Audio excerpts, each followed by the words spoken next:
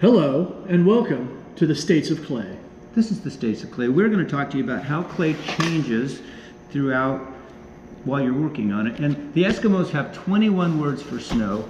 They have 21 words for snow because they live in this stuff and it changes a lot.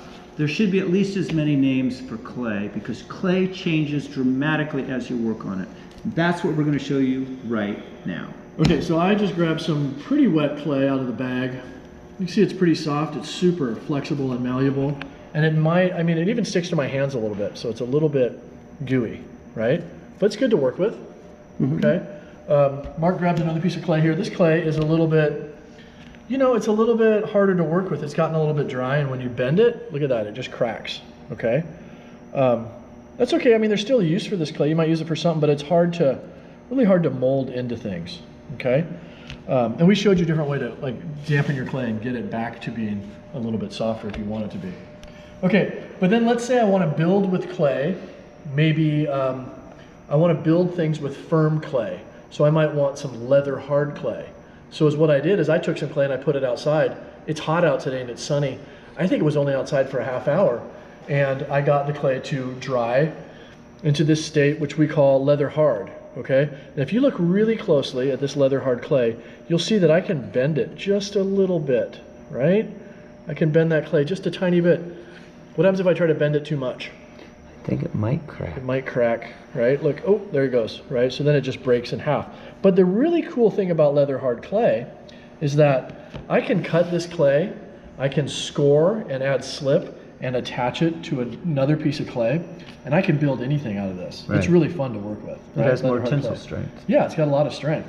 But it's not great for like doing, say, organic forms. It's great for doing like angular, crisp, geometric style forms because we're building with flat planes. Okay, but anyway, that's leather hard clay, right? Look, here's another thing tells me it's leather hard. I can put my fingernail into the clay pretty easily, right? It's perfect surface to draw on, isn't it? Oh yeah, you could draw on it and do all sorts of stuff. And if you carve it, you can make nice crisp lines with the knife. Yeah, you can also kind of sand it away with a Surform tool, right? You can scrape it. You can do a lot of stuff with leather hard clay.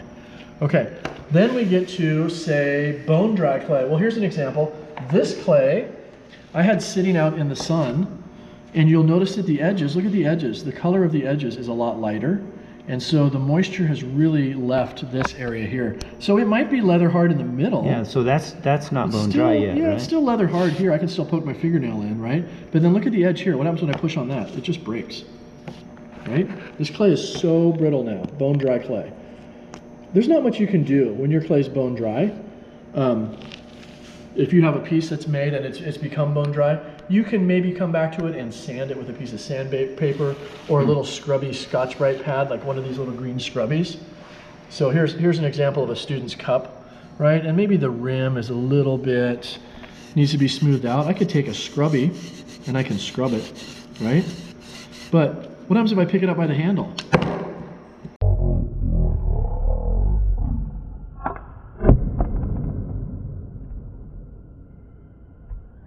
Oh no, Karl. I know. That was not good. And the other thing is that, clay is just so fragile here, right? So, I've got these little goobers on this little flower here, and I'm scrubbing those little goobers, and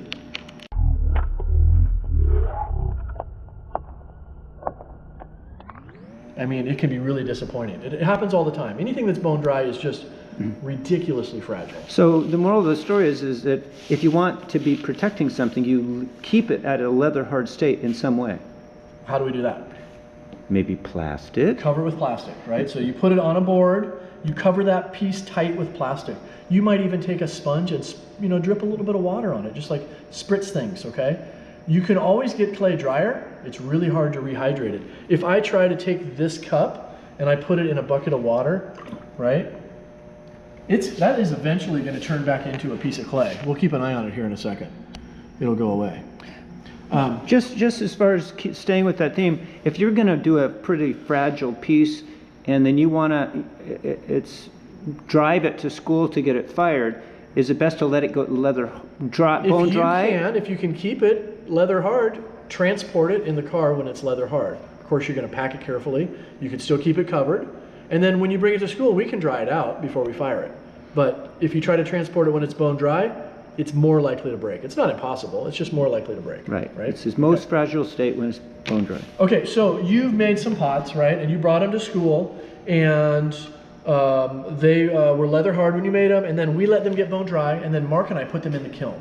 Okay, so we take them over to the other end of the studio over there. We put them in the electric kiln, and we fire the kiln really slowly. So the first 10 hours of the firing, we go to maybe 180 degrees, like your oven temperature, and we dry the clay out so it's bone dry. We get all the moisture out of the clay, and then we spend another 10 hours going up to about 1900 degrees, right? Pretty hot, okay?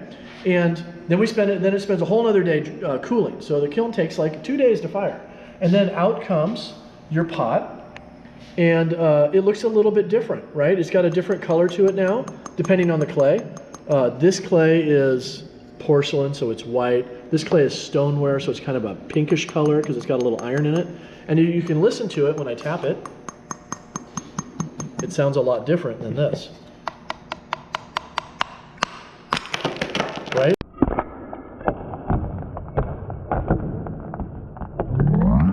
Okay, so this clay is bisqueware. It has been bisque fired. It is now ceramic. It's no longer clay. Okay? But it is still porous. So if I were to say get my finger wet and touch the clay, you'll notice that that water soaks right into the clay. Okay? The water soaks in because the clay is porous, but this will never break down and go back into malleable clay again because it's now ceramic. So if you put it in here, like this piece. So if I put it in here, oh hey, get a really good close-up of those flowers. They're disintegrating there. Can you see them really close? You can go underwater. Dude, go underwater. Really? Yeah. Ooh, that's cool.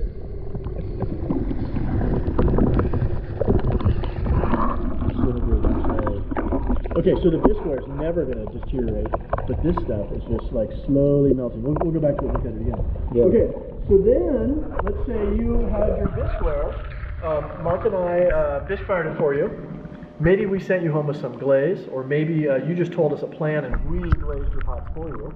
So then we take them over to the other side of the studio over there. We dip them in glaze, which is essentially a glass coating, right? Then we go put them back in another kiln, the high fire kiln, and we crank it up and it goes up to 2,400 degrees, really hot. So when your pots come out of there, they will have a shiny glazed surface on them, okay? The other thing, really the more important thing, is that the clay, this is just the bare clay with no glaze, the clay is now vitrified, right? And so when you had bisqueware, your clay was porous like this and had a lot of holes in it. And then we fire that thing, it gets so hot, there's a glassy bond that is formed, and there are no holes. It is completely vitrified. It's impervious. It's very durable. The clay actually shrinks during that high fire, right? It shrinks during that high fire. And so even without this glassy surface, it's still going to hold water. This is really clay at its most kind of durable state, okay? How's that stuff looking? Disintegrating still? Oh yeah, look at that disintegrate. You just pick it up and... See how easily it's falling apart? And it will actually go down, and tomorrow it'll all just be settled at the bottom, right? Yeah. Oh, here's one other thing to think about or to know about is that clay shrinks, right? So you have this, if you had a piece of clay here,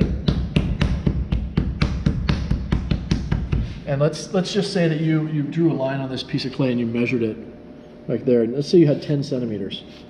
When this clay becomes bone dry, right, when it becomes that dry, powdery clay here, that 10 centimeters is going to shrink about 5%, right? And then when it gets high fired, it's going to shrink another 5%. So that piece that you had that was this big, after it's high fired, it's going to be this big, right? It's going to shrink, I think, between 10 and 16%. So this, something like that. So this pot probably started out as maybe being about this tall, right? It was considerably taller. wider and taller. Wider and taller. It shrinks in every direction. Okay? So, The States of Clay by Mark and Karl. Goodbye.